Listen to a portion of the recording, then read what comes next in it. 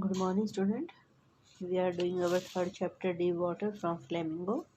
And in this chapter, William Douglas, narrator, is telling about his incident that how he faced the problem of water fear and how he determined to get over that fear, and he was able to do so because he had made a strong decision in his mind that he would enjoy all his water activities and he had to overcome his fear. But the narrator is narrating his incident that how the water fear made a place in his heart and mind, कि कैसे उसने उसके दिल में उसके दिमाग में एक जगह बना ली थी. And he told us the incident which took place when he was 10 or 11 years old and he went to the swimming pool in YMCA to learn swimming. There a big boy near about of 18 years old threw him in the water and he was not able to understand what should he do. He was feeling that there was water everywhere and he could do nothing. Water that had a dirty yellow tinge to it. That means when he was thrown in the pool by that big strong boy, he's telling us about his feelings. First, he made a plan in his mind that he would collect all his strength and he would make a great jump, come to the surface, and paddle to the edge of the pool. But nothing happened like this. When he was going down in the water, he tried to do so, which he was thinking in his mind, but he was failed. He said that there was water everywhere, a dirty yellow tinge to it. इसमें कुछ पीले रंग की गंदगी थी. I grew panicky, मैं डर गया. I reached up as if to grab a rope. वो कह रहा कि मैं ऊपर की तरफ ऐसे आ रहा था, अपने हाथों को फैला रहा था. And my hands clutched only at water, यानी कि मैं ऊपर की तरफ ऐसे आ रहा था जैसे कि मैं किसी रस्सी को पकड़ना चाहता हूँ, लेकिन मेरे हाथों में सिर्फ पानी आया था. आई वॉज सफोकेटिंग, मेरा दम घुट रहा था. आई ट्राई टू येल, मैंने चिल्लाने की कोशिश की, but no sound came out, लेकिन कोई आवाज़ नहीं आई. Then my eyes and nose came out of the water but not my mouth. तभी मेरी आंखें और नाक जो है वो पानी से बाहर आए, लेकिन मेरा मुंह नहीं आया. I flailed at the surface of the water, मैंने अपने हाथों को पानी के उस तल पर जोर से मारा. फ्लेड होता बहुत जोर से पटकना. सोल्ड एंड चॉक्ड, पानी मेरे अंदर चला गया, यानी कि पानी को मैंने निगल लिया. एंड चॉक्ड यानी कि मेरा गला रुक रहा था, मेरी सांसें रुक रही थी. I try to bring my legs up, मैंने अपने पैरों को ऊपर लाने की कोशिश की, but they hung as dead weights, लेकिन वो तो ऐसे हो गई थी जैसे कि कोई भारी पत्थर होते हैं, यानी कि भारी वजन होता है. पैरालाइज्ड एंड रिजिड, यानी कि ऐसा हो गया था जैसे उन्हें लकवा मार गया था, या वो बिल्कुल सख्त हो गई थी, यानी कि जो उसके पैर थे वो काम नहीं कर रहे थे due to fear. It seems that they were hung as dead weights, यानी कि वो बिल्कुल किसी भारी पत्थर की तरह लटक रहे थे, काफ़ी ज़्यादा सख्त हो गए थे. A great force was pulling me under, मुझे एक बहुत जोर की ताकत नीचे की तरफ खींच रही थी. आई स्क्रीम्ड, मैं चिल्लाया, but only the water heard me, लेकिन सिर्फ पानी ही मुझे सुन रहा था. I had started on the long journey back to the bottom of the pool, मैंने पुल की तरफ वापसी अपनी लंबी यात्रा शुरू कर दी थी. आई स्ट्रक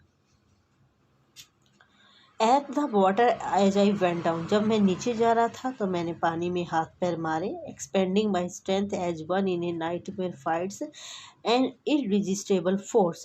वो कह रहा है कि मैं अपनी पूरी ताकत को इकट्ठा करके मैंने पानी में अपने हाथ पैर मारे, जैसे कि मैं किसी बुरे सपने में किसी बहुत ताकतवर जो फोर्स था, जो बल था, यानी कि कोई बहुत बड़ी शक्ति से लड़ रहा था. वो कहता है कि जैसे मुझे कोई बुरा सपना आया हुआ हो और बुरे सपने में मैं किसी बुरी शक्ति से, किसी बुरी पावर से लड़ रहा था, वैसे ही मैं अपने हाथ पैरों को पानी में मार रहा था.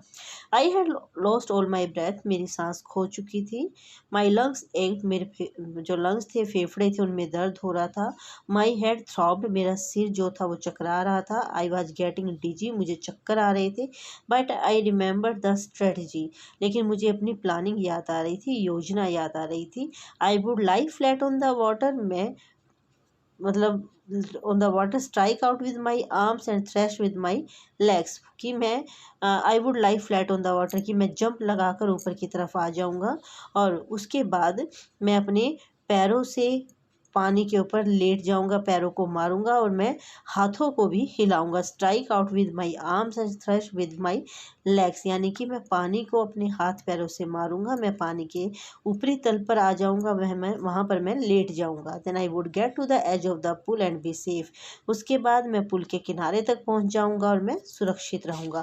दैट मीन्स कि हर मतलब वो ये महसूस कर रहा था कि उसे सांस नहीं आ रही है, उसके लंग्स काम नहीं कर रहे हैं, उसके पैर काम नहीं कर रहे हैं, but still he remembered about his planning, फिर भी उसे अपनी प्लानिंग याद थी कि उसे क्या करना है, कि with collecting all his strength he had to jump up the surface, there he would lie flat on the surface and he would struck the water with his legs and the arms, की वो हाथ पैरों से को जोर जोर से मारेगा, पानी को हटाएगा और उसके बाद वो किनारे तक पहुंच जाएगा। आई went down down endlessly, I open my eyes, मैं वो कहता कि मैं लगातार नीचे जा रहा था, मैंने अपनी आंखें खोली, nothing but water with A yellow glow, कुछ नहीं था पीली रोशनी के साथ, सिर्फ पानी ही पानी था। डार्क वाटर, बहुत काला पानी, that one could not see through, जिसमें से कोई देख भी नहीं सकता था। And then sheer stark terrorized me, तब केवल एक बहुत बड़े फियर भी डर होता है, पैनिक डर होता है, टेरर भी डर होता है। टेरर की बहुत बड़ा डर, यानी कि जैसे आप आतंक कह सकते हैं, कि फिर एक बहुत गहरे और भयानक डर ने मुझे पकड़ लिया था। Terror that knows no understanding, एक ऐसा डर जिसे कोई समझ नहीं थी। Terror that knows no control, एक ऐसा डर जिस पर मेरा नियंत्रण नहीं था। Terror that no one can understand who had not experienced it, एक ऐसा डर जिसने उसे अनुभव नहीं किया था तो वो उसे समझ भी नहीं सकता था। आई वॉज श्राइकिंग अंडर वाटर, मैं पानी के अंदर चिल्ला रहा था। I was paralysed under water, पानी के नीचे मैं पैरालाइज था, मैं काम नहीं कर पा रहा था, मुझे लकवा मार गया था। जैसे मतलब ये उसको मारा नहीं था, he was feeling that he was not able to do any type of the work, that means his body parts were not working, only my stiff rigid and with fear, यानी कि मैं डर से बिल्कुल सख्त हो चुका था, मैं जम गया था। Even the screams in my throats were frozen, यहाँ तक कि मेरे गले में चीख भी जो थी वो जम गई थी। Only my heart and the pounding in my head, वो कहता है कि सिर्फ मेरे दिल में और मेरे दिमाग के अंदर, सिर में और दिल में धड़कन बाकी थी। Sad that I was still alive, जिससे मुझे ये पता लग रहा था कि मैं जिंदा हूँ, यानी कि मेरे अंदर अभी भी सांस है। नरेटर बता रहा है कि जो उसका एक्सपीरियंस था वो इतना ज़्यादा भयानक था कि जिसने उसे एक्सपीरियंस नहीं किया था वो इसे समझ नहीं सकता था।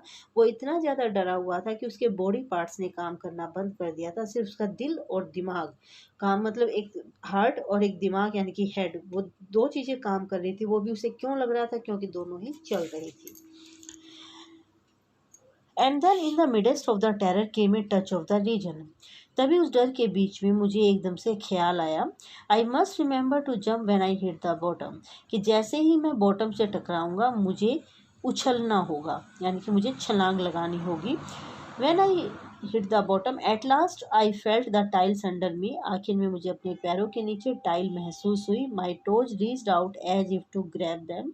कि मेरे पैर वहाँ तक पहुँच रहे थे। टोज होता है जो पैरों की उंगलियाँ, उनको कहते हैं, कि मेरे पैरों की उंगलियाँ उन तक पहुँच रही थी जैसे कि मैं उन्हें पकड़ना चाहता था। I jumped with everything I had. मैंने अपना पूरा जोर लगा दिया और मैं ऊपर की तरफ छलांग लगा दिया, यानी कि उछल गया। यानी कि मतलब कि उसे फिर भी एक यही कारण नजर आया कि जैसे ही मेरे पैर बॉटम को टच करेंगे मैं अपनी पूरी स्ट्रेंथ को कलेक्ट करूंगा, जोर से छलांग लगा दूंगा। But the jump made no difference, लेकिन इस जंप से कोई फर्क नहीं पड़ा। The water was still around me, पानी अभी भी मेरे चारों तरफ था। I looked for ropes, ladders, water wings, अभी भी मैं रस्सी के लिए, सीढ़ियों के लिए और वाटर विंग्स को ढूंढ रहा था। नथिंग बट वाटर, कुछ नहीं था, सिर्फ पानी ही पानी था। A mass of yellow water held me, काफ़ी ज़्यादा पीले पानी ने मुझे पकड़ रखा था। Stark terror took an even deeper hold on me, उससे भी ज़्यादा भयानक डर ने मुझे पकड़ रखा था। Like a great charge of electricity, जैसे कि कोई बिजली का बहुत बड़ा करंट था। आई शुक एंड ट्रेमल्ड विद फ्राइट, मैं कांप गया, यानी कि मैं डर गया और मैं डर से कांपने लगा। माई आर्म्स वुडंट मूव, मेरे हाथ हिल नहीं रहे थे। माई लेग्स वुडंट मूव, मेरे पैर नहीं हिल रहे थे। I try to call for help, मैंने मदद के लिए चिल्लाने की कोशिश की। टू कॉल फॉर मदर, मैं अपनी मदर को बुलाना चाहता था। नथिंग हैपेंड, लेकिन ऐसा कुछ नहीं हुआ। That means he was not even able to call anyone, वो किसी को बुला भी नहीं पा रहा था। And then strangely there was light, अचानक वहाँ पर रोशनी हो गई। I was coming out of the awful yellow water, मैं उस भयानक पीले पानी से बाहर आ रहा था। एटलीस्ट माई आईज वर, कम से कम मेरी आंखें तो बाहर थी। My nose was almost out too, मेरी नाक भी लगभग बाहर आ गई थी। Then I then I started down a third time, फिर मैं तीसरी बार नीचे जाने लगा। I sucked for air and got water, मैंने हवा को अंदर लेना चाहा लेकिन पानी ही आया। The yellowish light was going out, जो पीली रोशनी थी वो खत्म हो रही थी। देन ऑल एफर्ट सीज्ड, तब सारी कोशिश रुक गई। सीज्ड होता है स्टॉप्ड। आई रिलैक्स्ड, मैं ढीला पड़ गया। Even my legs felt limp, यहाँ तक मेरी टांगें भी कमज़ोर हो चुकी थी। And A blackness swept over my brain, और मेरे दिमाग के अंदर एक अंधेरा छाने लगा। इट वाइप्ड आउट फियर, इसने डर को ख़त्म कर दिया। इट वाइप्ड आउट टेरर, इसने आतंक को ख़त्म कर दिया। There was no more panic, अब और ज़्यादा घबराहट नहीं थी। It was quiet and peaceful, काफ़ी शांति भरी, मतलब काफ़ी शांति थी। Nothing to be afraid of, किसी चीज़ की डरने की बात नहीं थी। This is nice to be drowsy, अच्छा होगा कि मैं सो जाऊँ। टू गो टू स्लीप, मुझे नींद आ जाए। No need to jump, too tired to jump, कोई छलांग लगाने की, उछलने की जरूरत नहीं थी क्योंकि इतना थक चुका था कि उछला नहीं जा रहा था। It is nice to be carried gently, to float along in space, वो कह रहा है कि मतलब ये बहुत अच्छा था कि इट इज़ नाइस, ये बहुत अच्छा था कि मैं धीरे धीरे वैसे ही स्पेस में बहता रहूं।